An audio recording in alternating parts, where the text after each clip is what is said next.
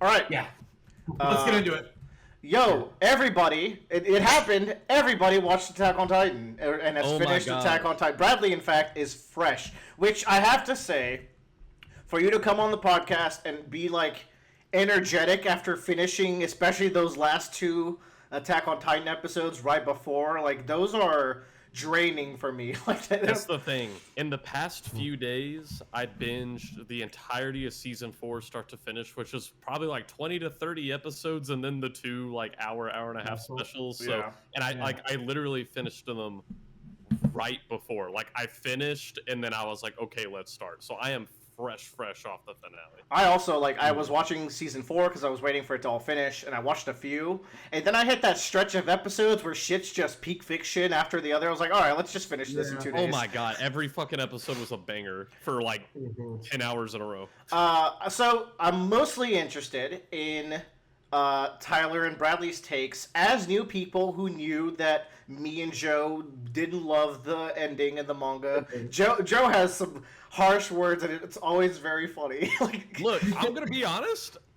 I kind of liked it. I didn't think it was that bad, and I've been since I'm so fresh. Like as we've been going through this podcast, I've been like going online trying to see what other people think about it, and I will say it seems like a lot of people have said that there's a lot of dialogue that they changed in the ending that might have helped a little bit. Critical dialogue changes. That's the thing. I liked it. It's what you fuckos get for reading the manga. Truly. God forbid us read the author's vision. Fuck the author. For what it's worth, I've always thought the Attack on Titan anime was superior than the manga. However, after I just peeked my head into the Marley arc after I finished season 3, and I could not stop. Once you peek into the Marley arc, you know that there's a whole manga out there, you just kind of go with it, right? Oh my god! Yeah. All right. That moment opened my eyes. After that, it became the best anime ever. Now, Tyler, I remember because the second to last special came out, and me and Joe were like, "Oh, dude, that's some of our favorite content in the end." And you were kind of not into the second to last special. Did you like the last? Let me encapsulate these last two specials because I told Bradley about it. I got to work. I was like, Bradley, I finished Attack on Titan. I've been watching this for a decade now. Yeah, for real. Bradley asks, was it worth it?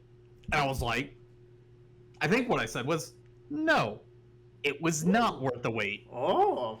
But, asterisk, if I binged this and I wasn't waiting, fantastic. Okay. Yeah. I wonder how I would feel different if I watched season 4 stuff as it came out, because binging all of season 4 in one stretch is an experience. Oh my, dude, my heart couldn't take it. That's how I was reading it. I was like, oh my god. Yeah, you can't put that shit down. This is probably the worst experience episodically of something ever. It has fucked Tyler up to where he thinks every anime now is this. The final season 4 of Attack on Titan began in 2020. Damn. It took them 3 years to finish a season. Yo, back off the mic a little bit. You're killing me. Calm down. Okay, that being said, I have a note that I put. I read that. Now, go ahead. What did you say? If you did not like the ending of anime Attack on Titan, then you did not understand the point of the rest of the show. You did not write anime in that note. So when I read that note, I was like, Tyler, that is very rude. You don't know the ending. The 2 endings that me and Joe had to read. By the way, the ending happened twice, and it got worse the second time. No.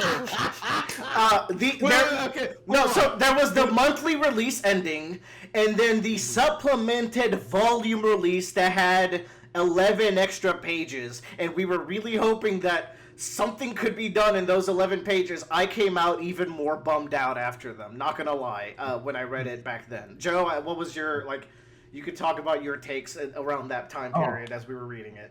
You can go watch me and Willer's tier list on this. It was fresh. yeah, which is a hoot to watch, by the way. But, like, I regret some of the saltiness, but not the ones related to two characters in particular. But Joe is so harsh to Eren, and like Eren's a complicated character. We're definitely gonna talk about Eren. Yeah, I have seen. So I've seen clips of. I haven't watched the anime episode. I just haven't had time. But I've seen clips of like those segments I didn't like, and I was like, okay, they have fixed a lot of the issues on Eren because he has said things differently and it makes a lot more sense. I'll get into it, but they actually reverse the order of the conversation between Eren and Armin, and it changes everything. I'll get into. I took a bunch of notes as I was going through the season, so I got some discussion. But hold on, which was the last chapter of Attack on Titan originally? 139. So the last chapter. So first of all, it doesn't have certain things. It doesn't have the scene where Mikasa kind of like sees grown-up Ymir, which is still a weird scene. But also importantly, it ends with Mikasa saying, "Eren, thanks for wrapping your scarf around me." That's the final. And then you see Eren as Bird flying away. That's the last thing. You don't get a lot of some of the bonus scenes where they talk about the future of Paradis. Like, I don't think the Historia scene is initially there, and you don't get anything after Mikasa, including like her eventual death and then the future of Paradis Island. More importantly, they don't show that those events in Paradis Island are like thousands of years in the future in the manga. It seems like it's 40 to 100 years off, which makes me feel... No, it's thousands. Really... It's 2,000 right, years Tyler. in the future. You saw the altered version that makes it abundantly clear. I saw the shit version. I will asterisk this. This was only in the credits. Yes, but it was the last pages you see is that and Baron, as we call him, the little kid with the scarf, walking into the tree. Dude, that was a wild fucking post-credits sequence. Yeah. But that also ties in with, like, why everything happened. To clear the room, like, so I didn't hate the ending, but I was definitely let down by it, and a lot of scenes I don't like. Now, I will say the anime ending, I like a lot more. I actually think it's fairly good. I don't love it. There's some of those things I still can't get past that I had problems with, but I'm more curious about the two fresh boys that didn't read it monthly. Well, I guess Tyler watched it over. Tyler did worse than reading it monthly, to be fair. I'm curious about you guys that watched the superior anime version, we'll say, where they got to streamline a lot of stuff and kind of rework those scenes. What are y'all likes and dislikes with the ending? I think, like, even in the anime, it can be a little confusing on what's actually happening whenever, like, we're fighting Eren 1 second, and then the next second we're going into 40 minutes of, like, talks on the street or at the cabin. And so it was, at first I was very confused on what was going on there. There's also the cutaway to, like, Mikasa's dream world that she got to live out with Eren, which is, like, a bit jarring. So that was a little jarring. I think... I'm trying to figure out, like, what is actually the thing that people had problems with, because... Same. Tyler, do you like the ending? Like, how do you, like, what... I love the ending. This is on par with Full Metal Alchemist Brotherhood. Okay, cool. So, let's rewind to 2000... Fuck, when was this? 20? 2020, yeah. Yeah. So we're getting to the ending. There's all sorts of discourse, discussions. There's a lot of debates against Jaegerists and the Alliance, people who side with the Alliance, and who's doing the right thing, and is Eren going to succeed, and is the Alliance justified, is Eren justified, yada yada. It's a whole world. There's a lot of theories about how Eren's actually been in Paradis all along, and he's controlling the Founding Titan from distance, like a Warhammer Titan, and he's going to sprout out the Earth after, and yada yada. And then, like, we get the news that the series is going to end in 3 months. We only have 3 chapters left. And 3 chapters left, if you scale it back, is, like, at the beginning of that last episode. It's, like, as the Alliance starts fighting on the Founding Titan. And you're like, that's not a lot of time to finish the story, and it gets kind of worrisome. If you condense all that, I could see it feeling rushed. And then, like, ultimately... What bothered me was the send-offs to Eren and Mikasa, and a lot of the characters, like, Reiner's final lines are very weird, and the series leaves on a weird bummer of like, what did we accomplish? Like, did it turn out well for them? Yes! Like, 80% of everyone died. Was that worth it? Would it like what was Isayama actually trying to say? Like, what was his ending point? It was very vague at the end for me. Joe, you have a lot of criticisms as well. So, like, if there's something I haven't mentioned that you didn't like, please bring that up. The only thing I can think of that I really didn't like was just the conversation between Eren and Armin. Armin just was just not written well. That there's some things that are said that it's a translation thing or it's it wasn't. not. That's the problem. There's too bad translation. So let me get into that. When Eren talks to Armin, you know how it goes from them being kids and then walking the vast earth that they always dreamed of as kids as they talk about life, and then they're on like the clear water beach area, like doing the final part of the discussion. Yeah. In the manga, it starts with Eren saying, "I've killed 80% of people," and Armin just looking surprised. And then they go on to do the rest of the conversation, with the highlight being Eren and Mikasa. Yeah. This is weird because it makes Armin accepting Eren's rumbling and diminishes it to talk about the pretty poorly set up, in my opinion, romance between Eren and Mikasa. They completely flipped that. The first thing they talk about as kids is Eren and Mikasa, and Armin giving him shit for it. And then they walk around the earth, and they kind of have, like, nice moments together as, like, they're kind of realizing it's like, okay, I just can't... This is the end of our relationship, and I really can't let go of the fact that you were there for me at every step of the way. And then Eren tells the total toll of the death, and Armin freaks out in the anime. He has like an outburst of like, bro, what the fuck? Why did you do this? What did we accomplish? And then Armin doesn't drop the worst line in the series, which is, Eren, thanks for becoming a mass murderer for our sake. Ooh. Okay. Eren, thanks for becoming a mass murderer for our sake. Bro, what? So they cut that. In the anime, he says something along the lines of like, well, you know what? We're both going to go to hell together, which seems like it more like... That's so better. It's even better. It's even better because in the anime, because that line can be interpreted as an interesting lie. And the reason why is Eren is freaking out. Like, he just told him, and he's talking. Eren also talks about how he's a fucking dumbass in the anime. He's like, I don't know, I did it. I did it because I wanted to, and because with this power in the hands of a dumbass, I fumbled it. He does not have self-reflective lines like that in the manga. So lines like that go a long way into setting the tone of what the story's trying to say. Anime watchers rise up. They should. They should. With their wings of freedom on their backs. So, and then, like...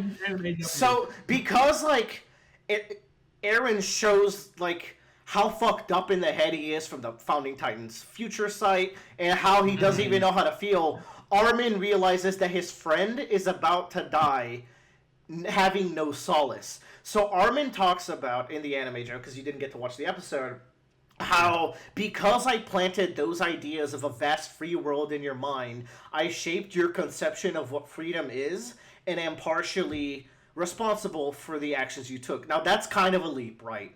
But then you remember that Armin is really good at lying to people under pressure.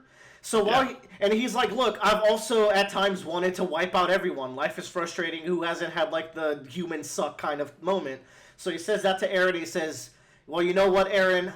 When you get to hell, I'll be there too. As like, both as like a, look, man, I've sinned, and I get that aspect of you, but mostly in how I interpret it as a way to make his best friend have some solace in his last moments. And that, like, makes every character involved a more complex and interesting character than what the manga did.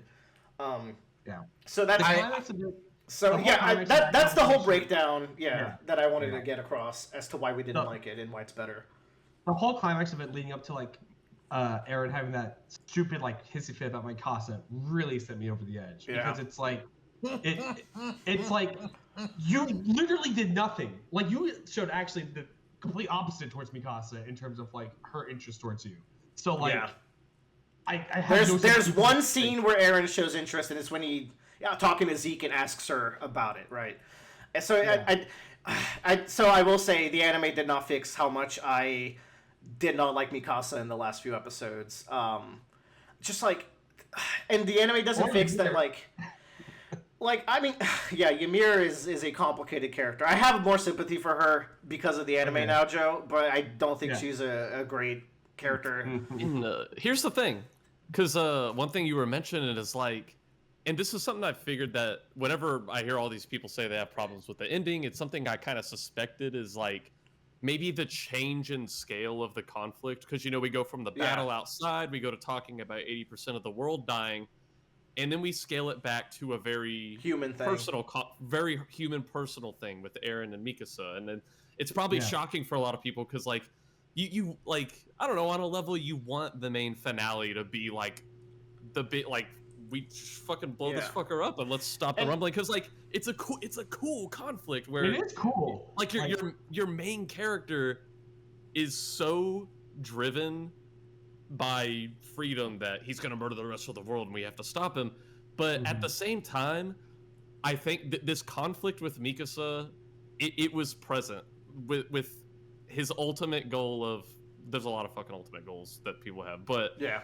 this goal of like, I need to push her away to end this in the particular way that I'm thinking of. In I one of think the it best was scenes, present. yeah. No, for sure, for 'Cause- sure. Like, even Armin revisits the thoughts in 1 or 2 episodes after, like in between the finale and when that happens. He's like, look, all the other shit he said, no matter what side he is on, whether he sides with Zeke or with himself, whether he wants to kill everybody, whether he doesn't, he's like, the one thing that's irking me is he's like, there's no good reason for him to say he hated Mikasa. Yeah. He's like, everything else Eren does, he has a reason, so why the fuck did he say that? And I kind of like the final thing with Mikasa because it kind of gave me an answer to that, where it's like, here's what I was thinking. I was asking myself all these questions going through season 4, where I'm like, okay, well, what if Eren and Zeke could just like use the Founder's power to alter all the subjects of Ymir to make it where they just can't turn into Titans? You don't That's have to what do I- the that's- Titans yeah. thing. But then I was like, here's the thing: we have to accept that if that was possible, they would have done it. No. Or Carl Fritz would have done No, it. hold 100 on. years ago. Yeah, Carl Fritz would have. On their part, I can see the reasoning why. It's that now we're defenseless and they Yeah. might just come for us anyways. I wanted to ask y'all, how do you feel about the rumbling as a solution? Because boy, that is a. Are y'all Jaegerists? Tell me the truth. Gun to your head. Oh my god, like, how do you even answer that shit? Because any stance you take has a perfect rebuttal from the people on the other side, which I think is kind of one of the main points of Attack on Titan, is it's like, to the people who go through the atrocities, that is the most important thing that has ever happened to them, and you will not convince them otherwise, because it happened to Right. them. And both people on both sides have that going The for them. beautiful part is there's an episode that actually makes it clear this didn't happen to any of you motherfuckers, and it's the Kaya Gabby debate where she's like, "My mom didn't kill anyone. Why does she need to die?" Like I love that scene. Man, Gabby's an S tier character. She's so good. Gabby's top 5. Kaya is at like we threw her in top of A tier. Joe, we were right. Tyler, how do you feel about the rumbling as the solution that Aaron went with? I like the way the anime portrayed his regret about the rumbling. In the conversation with Eren and Armin, and it's like something that happens earlier on, and this is a note about the time that they can experience in the flows or whatever they call The them. paths. Yeah, the paths. They can spend like so much time there. So yeah, they obviously start off as kids. So like Armin and Eren talk in there for essentially a lifetime. It feels like it could have potentially been. It could, yeah. I don't know. I don't think it was, but yeah. But he talks as past, present, and future Eren, and he even like you get present Eren moments in there where he's and like future Eren talks about himself in the present, and it's like, yeah, I'm just an idiot who got a hold of too much power. And it's See, those reflections that's were the- never in the manga. Yeah, man, you missed. I This is did. what happens when you read Hey, ahead. I gave it the second shot, all right? I made did. up for my sins. But Talking about- Willer, like here, Willer, you should have known, because when we watched dubbed and subbed together, my brother. Yeah, we did. And it was peak fiction. It's so good. And then you decided to read. I got antsy. I needed to know. I would have gotten spoiled, bro. I saved myself some spoilers at least. I see too much shit on Twitter. It's dangerous for me. What I will also say, when we were talking about the rumbling, right? The manga did a poor job at convincing me that the rumbling was the right move, because the manga says, okay, the partial rumbling is only going to save us for a while. We have to sacrifice the royal family for a while. That's just morally the right choice. And the problem is, Historia, that's what she wanted. Like, Eren did this for his friends. He doesn't care about the Eldians. He steps over a bunch of them at the start of the rumbling. He doesn't give a shit. He kills every Eldian outside the wall. He's literally doing this just for his friends. Yep. But really, he's doing this for another reason I'm going to get into later. Because I finally understood pieces of Eren that have been sitting in my brain for 3 years, and they clicked. But, okay, all to say, hold on. if Eren took the partial rumbling and targeted all the military bases, like Armin says, that stops war for, like, centuries. They could have just ruled the world. Just fucking rule the world and, like, just do it peacefully. It's gonna go to shit. Whatever, your friends get to live their whole lives anyways, which is your whole plan. So, you know, whatever. They set up a very extreme world where everyone hates the Eldians, every single person wants them dead, yada yada, which isn't like necessarily the truth, but like it's a conflict that's almost unrealistic in how hateful it is. Like there's a lot of hate in our world, but like, and granted the Eldians did genocide different races, but like no one cares that much about things that happened 1,000 years ago in our day-to-day lives. Like it's not a grudge that they're gonna. So like I think the story sets up this extreme scenario that requires the extreme solution when like I feel like it's not fully earned, but that's okay because I've come to realize the rumbling is not an altruistic solution. It is a selfish solution by Eren, and the anime makes it very clear that it's a selfish solution by Eren for me. So that's something that I've also struggled with, and the anime made me come around on a little more. I also appreciate the time crunch that they were in. Like, when they capture Zeke, it's like, well, shit, we gotta figure out what to do before Zeke dies, and if Zeke runs into Eren, it's gonna get bad, yada yada. So, you were gonna say something, Tyler, if I didn't make it No. I just wanted to add on, like, I feel... So, we talked about the end credit scene along with that as well. Yeah. And let's talk about present Eren conflicting with his future and past selves. It's like... He basically almost has borderline personality disorder at this point. Oh, super. Yeah. Like... He definitely just can't figure out anything. He's struggling. You have characters at war with themselves, like even Grisha. He had his moment where he resolved, like, I don't want to go forward with this, but that doesn't mean anything because you can be re-manipulated into doing something even after you decide you don't want to do it, which is what happened. That episode is so good. Oh man. I think he's, you know, young. He's always been a piss baby. I don't know why anybody ever had any expectations of Eren. So it's like it's set up from the very beginning. He's a little piss baby. He's always been a piss baby, but season 4 Eren, when they get back to the island, is such a like focused, serious guy. There's none of that piss baby left in him, so it is a little jarring where you go from like this super edgy mastermind Eren to piss baby with almost nothing in between. That was also another jarring element. Piss babies never change. It's true. That is the lesson. Piss babies never change. Okay, but that's another thing that I still don't really love about the ending. It's that Eren's friends still love him. Like, Reiner has a line in the manga that they changed a little bit, but it's just the most memeable line. It's, Eren, what a man you are. After he's dead and they wake up, it's like, what a man you are? That's what you're gonna say? Like, there's not enough bitterness in how his friends feel. It's like, I get it, you did it for us. Did you ask us about it? We saw you kill 80% of humanity, and Mikasa's still going, Eren, thanks for wrapping your scarf around me. Ooh, like, that shit sucks. I'm sorry. Like, Armin has probably the best, because it's like, he gets to talk some shit to Eren a little bit, even if he respects Eren at the end.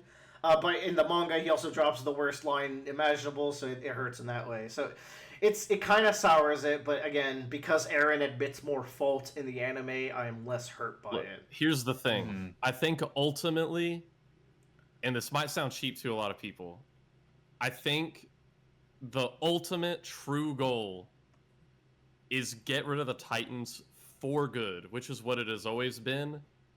And at least the way I interpreted it, is the only way to truly actually get rid of this threat forever, aside from maybe the euthanization plan, was to convince Ymir to abandon her duty to this motherfucker who died 2,000 years ago, which is accomplished by pushing Mikasa away, which is accomplished by killing every motherfucker who ever lived. So you think Eren? You think Eren? Eren? It's funny when I say it like that. Doesn't it, Bradley? You think Eren's ultimate goal is altruistic? Joe and I Tyler. don't know about that. I do think it is still partly selfish. Joe and Tyler, what do you think drives Eren? Because this was the main thing that I was focused in on my rewatch, and I think I came with a answer that I think is really satisfactory to me, but it's a little off kilter. So I was curious what y'all think. I think he wants the quickest solution to guarantee the safety for his friends, quote Okay. unquote. All right. I think what drives Eren is there's a word for it. His Existential defeatism is in his place in the universe. Determinism. He's got a deterministic approach where these things have to happen the way they do. No. He is existential in his understanding of his place in the universe. And so, yeah, I do think he does vie for the quickest solution. So, but he feels like no matter what he does, he has to do this. humanity will never change. So his solution is to get rid of humanity. and like I while he might think that, I don't know if the story fully agrees. Even with the war at the end, like you get to see people repent before they die near the end as they're backed into the corner, and it works out. Like the story is almost a little too hope cheery for how cynical it is the whole way in the end. Until like the last scene where it's like, oh no, I guess Paradise blew up in the end anyways, but at least it was many years later. So to get to my understanding of Eren, there's a line that I want to get y'all's takes on. It's when Eren, it's the rumbling has started. He has a flashback to how he got to this point, how he started getting his future memories, how he started creating his plan. And there's a scene where he breaks off from the group when they're exploring the world, and he goes up to the kid Ramsey, like the foreigner boy. Yes. Yeah, I remember. And he confesses to Ramsey what he's like. First of all, he saves Ramsey despite knowing that he's gonna kill him. That's an interesting thing to unpack. Can Eren go against his own future memories? My answer is yes for reasons I'll explain later. But he does it in this instance anyways because he doesn't like seeing this kid get beat up. He gets Ramsey and he cries to him and he says, and this is before they go out and drink and party, so which is Eren's so fucked up.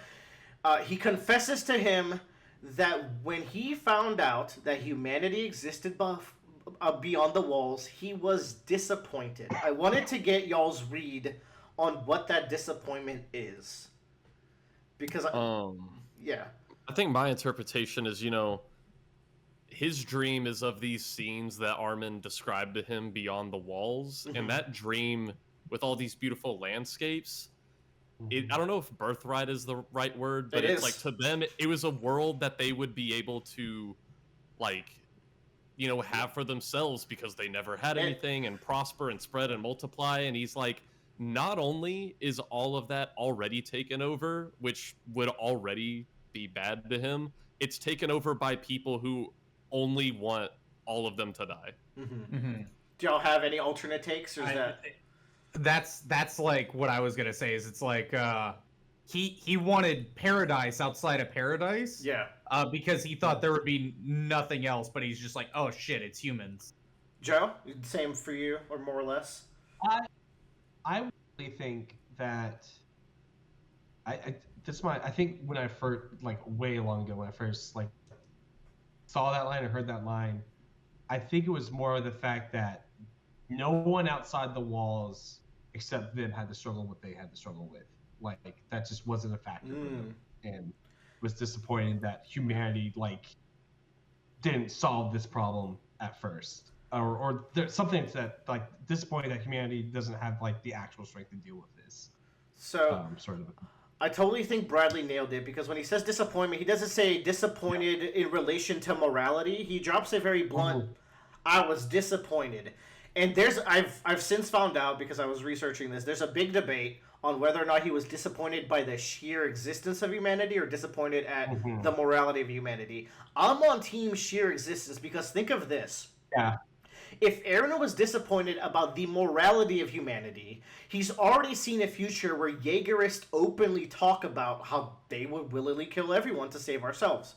So that why would he only ever like say that to Ramsey, who cannot understand or judge him? It means that it's his greatest guilt. Why would he feel guilt about something that's kind of reasonable to feel? Like, they're all our enemies, I'm disappointed they exist. No, I'm disappointed that humanity outside the walls is not what I was promised by Armin, the thing that kept him going, because Eren's all about freedom, but the question is, what is freedom to Eren? Freedom to Eren's not really the freedom we think of. Freedom to Eren is taking back what you've been denied, and his birthright is this mystical outside world, and he's fought from the beginning of the story to wipe out all humans to get his mystical outside world, aka he will fight for free. Like, he needs to conflict an oppressor to have freedom. So when he finds out that there's nothing outside the wall, his entire worldview and hopes are crushed. Yada yada. His second motivation is, of course, to save his friends. Like, you can't say Eren doesn't love his friends, even though he's a fucking asshole. He does. But the rumbling becomes a perfect excuse to selfishly make a clean slate world while fighting for the cause of your friends. And when, like, I think that's what clicked with me this time. It's like, the rumbling, Eren doesn't even really believe that the rumbling is a solution to the problem. It's a nice, convenient, like, solution that others can sort of understand, but it's his way to kind of selfishly revert to a child, like he does when he's actually doing it. He reverts to a childish self to experience that freedom and create that freedom. So as a result, it makes him a lot more selfish, and the anime plays off of that by making more dialogue about how he's selfish. So all of that made me appreciate Eren a lot more this time. It's like leaving Minecraft, but realizing that someone else has already stripped the mind of the entire other continent that you got to. I wish I could drop all my colossal creepers on them. Yep. That's a lot about the ending. I know we've talked about this a lot, but I also want to just know Bradley's thoughts on all of Season 4, because my ending squabbles aside, the reason why it hurts so much is because all of Season 4 content is so fucking good for me. So, That's the thing. I had a really hard time with seasons 1 through 3 of the show up until the last few episodes of season 3, when all of a sudden it flipped around from being like my favorite fucking anime ever. Like, holy shit, that stretch. I think my problem with this anime is that plain and simple, it has my favorite setting in the history of anime. Like, damn. It's the coolest fucking setting ever. A lot of cool plot elements. My problem, I think, is just that there's a lot of characters I just don't care about, or didn't care about until after they died, and we saw flashbacks of like stuff that actually would make me endeared to them. What are some hot take Bradley dislikes on the cast? Oh my god, people are gonna hate me. Oh no. No, I swear to God, pretty much everything I like about Sasha came after she died. When she died, I was not that sad. Valid. Sasha's solid, but she's not like crazy good or anything. That's just how it was for a lot of characters. It makes you feel bad for not liking her while she was alive. Yeah, right, because she was at least like a bright spot. Connie was always okay. It's like the Connie stuff before they leave for the rumbling, that's like peak Connie. Like, him trying to throw Falco in the mouth and Eren being like, bro, we can't do this. That stuff's so good. I think if I had to put it a different way, early on in the show, and when I say early, I mean like seasons 1 through like 2.5 or whatever, I'm rooting for the humans, but I'm rooting for them because they are the humans and not because I'm like, oh my god, it's that particular character. I love them because they do this thing. It's I hope very- they make it out of here. Yeah. It's very zombie survival horror. You're like, oh, I just hope the people get out of it. Yeah. Then like now, once we've whittled down the characters a lot, and it's like and flesh we them have- out. we can flesh them out. And that like the last like final crew, I was like, this Oh. is my fucking crew. The final crew is fan-fucking-tastic. I gotta Dude, say. how did Gene make it to the end? Gene- What a character! Bro, Gene deserves What? even more. He's great. Yeah. Jean, as he's called. He's probably my favorite of the non-Armin scouts. Like, he's probably... Like, I like him more than Mikasa He's just even. a guy.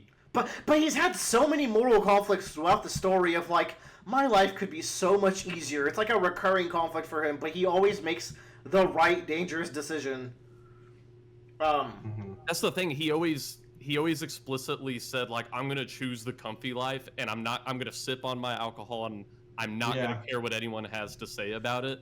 But at every single like moral turn, he chooses the hard way instead of that comfy life, and no one even had to say anything to make him do it.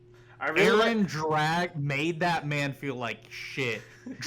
And then literally drug him through hell. You suicidal maniac! So good.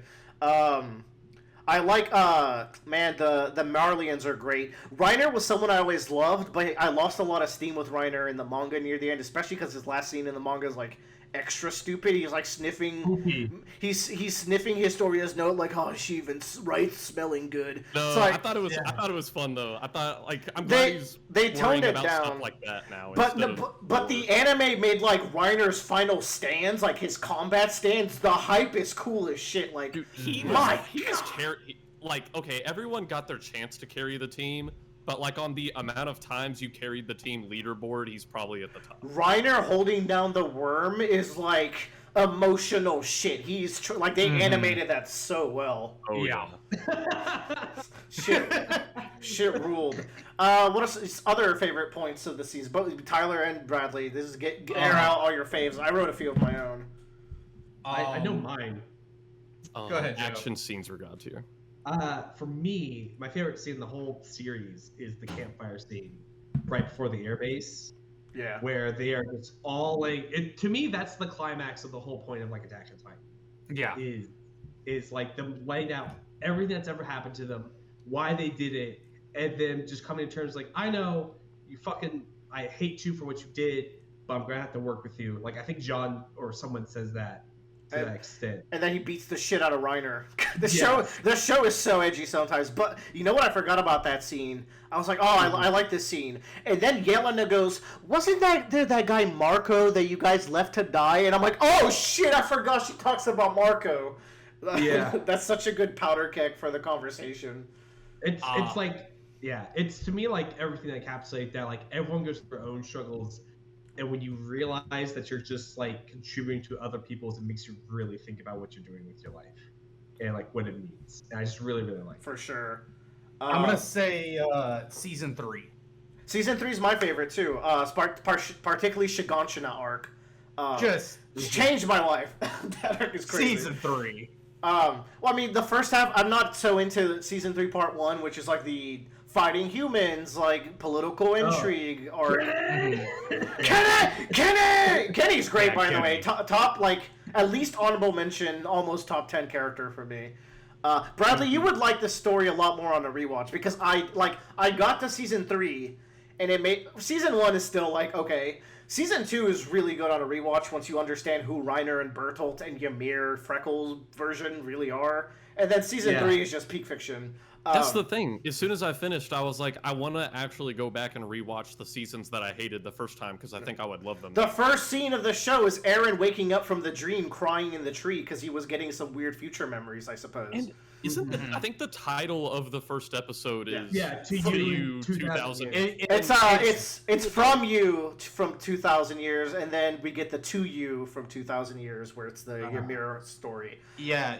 He sends it to that kid who walks into the tree. Yeah, man, and that kid turns into a Titan, and then they Baron. do the entire thing. good old Baron, as we call him. I saw a meme that was like it was about Aaron and Reiner's conversations whenever they meet back up in season 4. Ooh, chills. You're just like me, Reiner. AKA you're doing it for selfish reasons. But he says that, but he also says something like, Reiner, why did my mom have to die? And then it's later revealed that Aaron was the one who said That- That's also like- that's something that I kind of have like a little bit of like a gripe with. I kind of it's just you don't like it's him one of those- gaslighting Reiner? Get himself I don't like even. him gaslight himself like I Yeah, was dude. like, could so back to can Aaron change his path? Yes, but I think the point I was getting to is because he's okay with the rumbling, like deep down inside, Yeah. he knows it's wrong to feel this way, but he doesn't mind it. Because of that, he knows he'll always get back on the path and save Ramsey and do the rumbling. I have some of some notes I wrote, and you guys can chime in. I think Armin and Connie killing those allies that haven't been in the story for like 3 whole seasons and showed up in 2 scenes is a little forced, even though it's a really good scene. Yeah, it's a good scene, but also I'm like, I don't know that fucking. Exactly, like Isayama killed everyone we would have cared about in the scenes. It's like, oh shit, I gotta bring back who? Who's this? Like, in fact, in the data books, they were listed as dead because Isayama thought they were dead too, and he's like, ah shit, I gotta revive someone for these scenes who didn't die on screen. But I do have some other like highlights. Flock is a great character, even though his plot armor is ridiculous. it's crazy. Dude, he was like a cockroach. You have Reiner and Annie teaming up for the first time, swing behind him, transform, and next scene he's like, I guess I got out of that situation. Like, what? You were dead to rights, bro. Oh my god, fuck it. He's a great character though. It might be like hard to forget, like, but Flock Bradley is the one other survivor from the Zeke fight in the end of season 3. Jesus. So he's a war hero. Like, he gets the Medal of Honor with the rest of the crew. He's like at the same level of stature as they are, which is pretty interesting. And then I have some assorted of my favorite scenes. We have Armin and Aaron and Mikasa's conversation before my Aaron God. breaks off. Bradley so made a comment uncomfortable. about that the other day, which I thought was pretty funny. What did Bradley say? He I was just like, yo, Aaron's saying some mean shit, and I don't like it. You're not like this. I fucking love like the I say keep your hands on the table like, and the dub actor killed it, and also the thing is Armin's final little lick, which rings extra true once you know the full story. It's like, who's the real slave Aaron? And you know that Aaron is the Yeah. biggest slave in the story. He's a slave to himself and freedom. Zeke. I was gonna ask when Aaron says I'm a slave to freedom, is that a cool line or is that a corny line? Both, which makes it good. I thought it was both. It's the Hideo Kojima cheesy cool combo. Girl Jim House man. Zeke's flashback thoughts.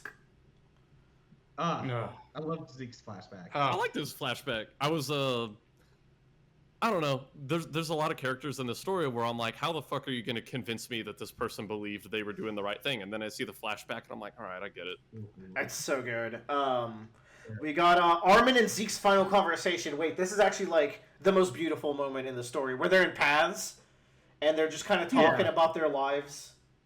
And this is the moment that everybody who hates the post-credit shit, where it's like, okay, humanity lives on for another few thousand years and then blows itself up, and people are like, oh, it's bullshit, so it was all for nothing. I'm like, no, you don't get the point of the story. The point of the story is people are always gonna eventually kill each other, but they're not like, you gotta just enjoy the fucking good moments while they're there. Yeah. You know? And that's what that scene was about. Armin's line of like, for a moment, just randomly, I thought maybe I was born to be running among the leaves with my friends. I was like, oh, that shit's beautiful. I can't believe such a cynical bastard wrote that. I love it. We have Zeke and Aaron passing the ball to each other, aka Gabby sniping Aaron's head off. That's gotta be... That was a chapter end, by the way. We had to wait a month. Yeah. Or actually, Yeah. it was already out by then, so thankfully I didn't have to wait. But motherfuckers had to wait a month to find out what happens after she shoots his head off. Oh, so So good. good. And the symbolism of passing the ball because we can't touch yet, and Zeke catches it. Aside from What am season 3, that stretch where they're fighting there in Shigashina the second time is the best Attack on Titan. Oh my god, it's so good. Ending with the headshot. Oh, the wine plot. The wine plot is so tense. Actually, genius writing. There are two types of deaths in this show. There's like there's being eaten, which I'm calling a natural death. There's war. Basically, in this like show. I think war is a natural death. But then I think the other death is way worse. And that's being transformed into a Titan. Yeah.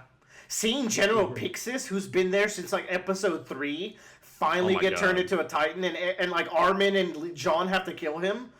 Yeah. Like, he was never my favorite character or anything, but I respected his hustle of like keeping shit on lock, and he's gone now. Yes. Also, Mika, like, he was always one of the good ones. Mike? Like, yeah, cause the fucking Eldians are also pieces of shit. Like, some of them are so awful. So, like, some of them are genuinely good people, and it felt bad that even to his last moments, Mike's helping enemies because they're children. Like, he's showing his humanity. You got the Kaya Gabby conflict. I felt like this one was very Bradley core. Oh my god.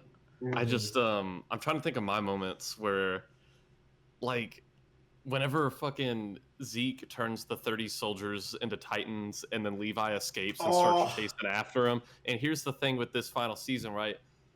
When music starts playing, but the music has lyrics, you know it's about to get real. And so, like, he's chasing after Zeke, and it's like kind of hip-hoppy, and he starts cutting motherfuckers down. That was super hype. That's always been the case with the show. The show's always had a phenomenal... I have some of them on my iPod. And then you got the time travel Uno reverse on Zeke. I feel like this is a Tyler moment right here. Yeah. I do have a favorite moment. Jog your Actually memory? in season 4, hot take. Yeah. Hanja's death. Oh, that was beautiful. I was thinking about that one too, because here's the thing.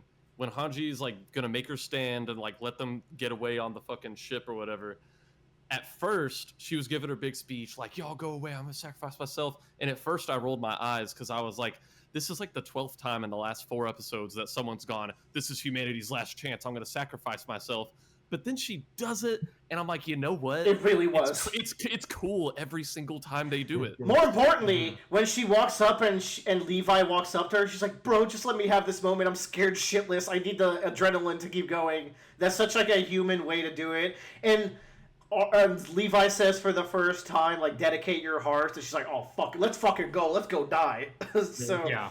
And then, like, the cheesiest shit is seeing all your comrades in heaven. Fuck it. Peak fiction. It was very Like, deserved. I think that moment has so much impact because so many people have died in this show. Yeah. So many people, and they talk about why are we still fighting? Why are we still pushing on? And like all those big motivational moments from like Hanj or that other or from who is the general? Magath. Fixes? No, Pixis? Irvin the goat. Irvin, thank you. Oh, Yeah. yes. Or from like Irvin, like all of their inspiration is like talking about we do this for our fallen comrades and stuff. Beautiful message, which like in a show with as much death as it is, I think that's a really good message to have. Yeah. So Great scene. just getting that relief Shout out was insane. Shout out to Onyakapon, actual goat. that guy pulled in work for the Alliance. Oh, he was amazing. Commander McGath. Oh, no, he's a general now. Yeah, that was a good... Him and Shadis, or Shadis, I forgot his name, like, having their little moment at the end, it's like, wow, you guys just, like, were just two peas from a pod on different sides of the pond, huh? Kind of beautiful.